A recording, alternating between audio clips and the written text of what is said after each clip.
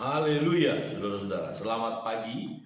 Kita bersyukur kepada Tuhan buat kasih anugerahnya yang terus memelihara kita sampai saat ini.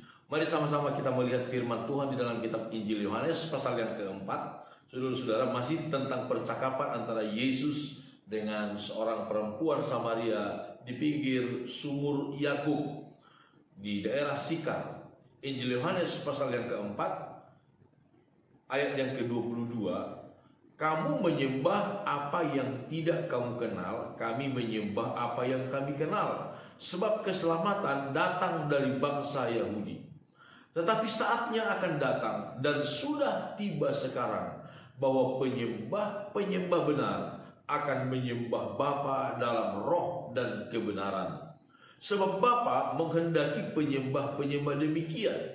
Allah itu roh, dan barang siapa menyembah Dia harus menyembahnya dalam roh dan kebenaran. Saudara-saudara, satu penyembahan adalah sesuatu yang sangat unik, adalah sesuatu yang memiliki rahasia yang luar biasa. Kenapa, saudara? Penyembahan akan merubah hidup kita, akan menjadi sama dengan apa yang kita sembah. Ini harus kita ingat, saudara. Penyembahan akan merubah hidup seseorang untuk menjadi sama dengan apa yang disembah. Kalau orang menyembah sesuatu yang bukan Allah, yang sia-sia adanya, patungkah atau lain-lain, Alkitab berkata, maka hidup orang itu pun akan menjadi sia-sia, sama seperti apa yang disembah. Tetapi ketika seseorang menyembah Allah, menyembah dalam roh dan kebenaran, dalam kesetiaan, dalam ketekunan, maka Alkitab berkata juga hidup seseorang itu akan diubah untuk akan menjadi sama dengan apa yang disembah. Ini sebuah hukum, saudara. Ini sebuah hukum. Itu sebabnya betapa pentingnya kita untuk memahami tentang makna di balik penyembahan itu.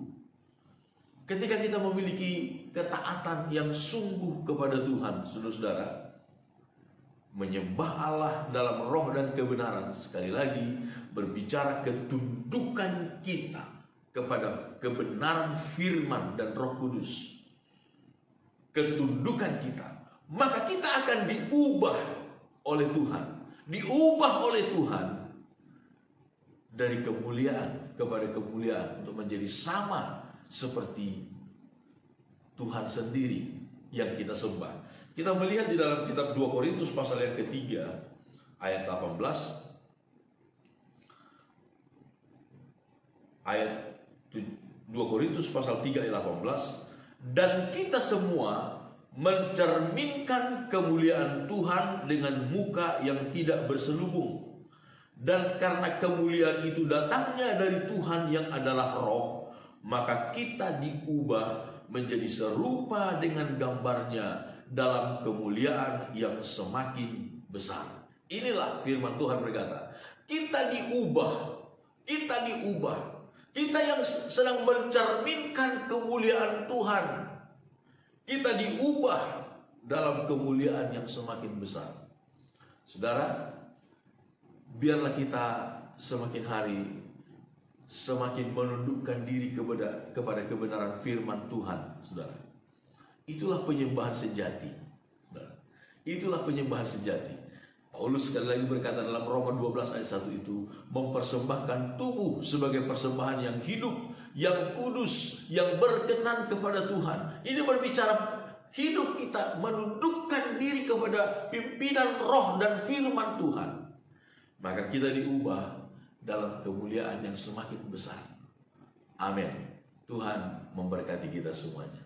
Haleluya.